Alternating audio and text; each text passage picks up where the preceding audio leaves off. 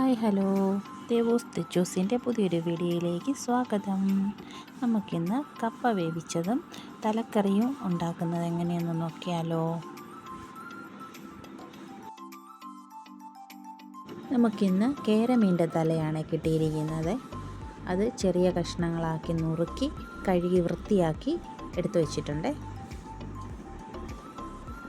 കടുക് താളിക്കാനായിട്ട് ഒരു medium size ഇഞ്ചി, 2 കുടം വെളുത്തുള്ളി, ഒരു 6 പച്ചമുളക് ചെറുതായിട്ട് നീളത്തിലൊന്ന് അരിഞ്ഞെടുത്തിട്ടുണ്ട്. ഇനി ഒരു ചട്ടി എടുത്ത് അടുപ്പത്ത് വെച്ച് ചട്ടി ഒന്ന് ചൂടായി കഴിയുമ്പോൾ ആവശ്യത്തിന് എണ്ണ ഒഴിച്ച് കൊടുക്കാം. എണ്ണ ഇപ്പം നന്നായിട്ട് ചൂടായിട്ടുണ്ട്. ഇതിലേക്ക് ആവശ്യത്തിന് ഉലുവ ഇട്ട് കൊടുക്കാം.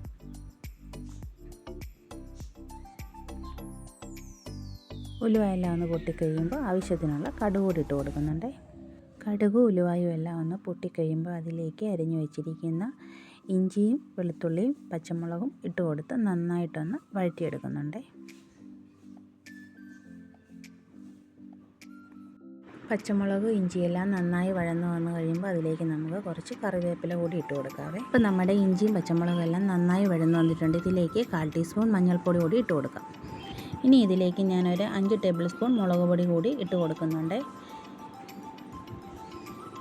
പച്ചമണം മാറുന്നത് വരെ നന്നായിട്ട് ഇളക്കി കൊടുക്കാം. ഇനി നമുക്ക് എടുത്തു വച്ചിരിക്കുന്ന ഉപ്പും പുളിവെള്ളവും കൂടെ ഇതിലേക്ക് ചേർത്ത് കൊടുക്കാം. ഇനി അരപ്പൊക്കെ ഒന്ന് തിളച്ച് എണ്ണയൊക്കെ തെളിഞ്ഞ് വരുന്നത് വരെ വെയിറ്റ് ചെയ്യാം.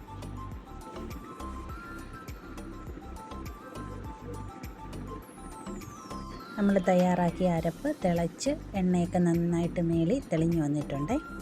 ഇനി ഇതിലേക്ക് ആവശ്യത്തിന് വെള്ളം ഒഴിച്ചു കൊടുക്കാം. അത് നന്നായി തിളച്ച് കഴിയുമ്പോൾ നമുക്ക് അതിലേക്ക് വൃത്തിയാക്കി വെച്ചിരിക്കുന്ന തലക്കഷണങ്ങൾ ഇട്ട് കൊടുക്കാം.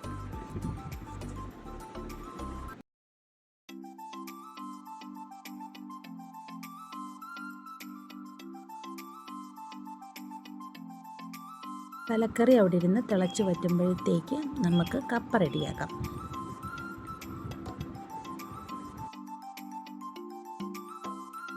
കപ്പയുടെ തൊലിയൊക്കെ കളഞ്ഞ് കപ്പ ചെറുതായിട്ടൊന്ന് അരിഞ്ഞെടുത്തിട്ടുണ്ട്. ഇനി ഇത് വൃത്തിയായിട്ട് കഴുകിയെടുക്കാം. കഴുകി വൃത്തിയാക്കിയ കപ്പ വേവിക്കാനായിട്ട് വെക്കാം.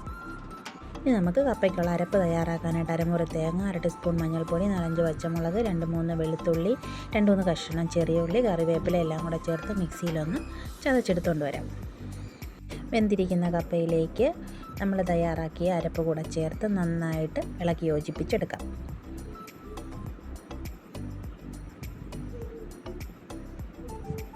കപ്പയെല്ലാം റെഡി ആയപ്പോഴത്തേക്ക് നമ്മുടെ തലക്കറിയെല്ലാം ഇവിടെ വറ്റി നല്ല കുറുകിയ ചാറോടെ റെഡി ആയിട്ടോട്ടെ.